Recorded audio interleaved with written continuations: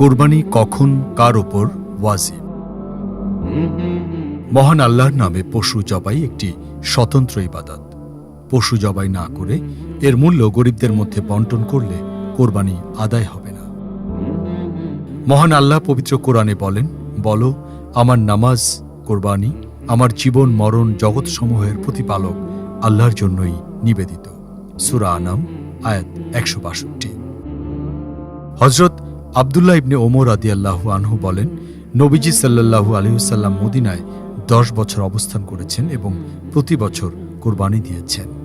অপর হাদিসে নবীজি সাল্লাল্লাহু আলাইহি ওয়াসাল্লাম বলেন, যে ব্যক্তি সামর্থ্য থাকা সত্ত্বেও কোরবানি করে না, সে যেন আমাদের ঈদগাহে নামাজ আদায় করতে আসে না।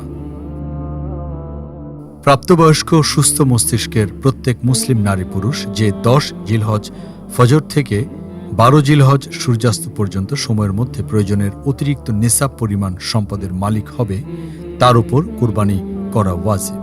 টাকা পয়সা, সোনা রূপা, অলংকার, বসবাস ও খোরাকির প্রয়োজনে আসে না এমন জমি, প্রয়োজন অতিরিক্ত বাড়ি, ব্যবসায়িক পণ্য ও অপ্রয়োজনীয় সকল আসবাবপত্র কোরবানির নেসাবের ক্ষেত্রে হিসাবযোগ্য।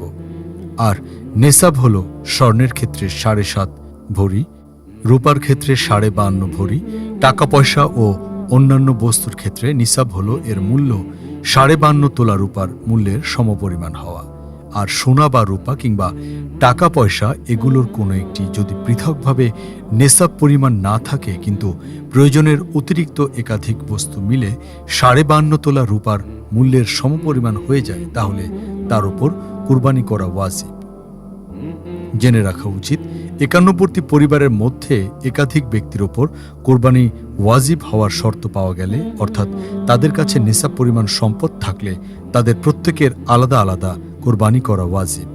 পরিবারের যত সদস্যের ওপর কোরবানি ওয়াজিব, তাদের প্রত্যেককেই একটি করে পশু কোরবানি করতে হবে কিংবা বড় পশুকে পৃথক পৃথক অংশ দিতে হবে। একটি মাত্র কোরবানি সকলের জন্য যথেষ্ট হবে না।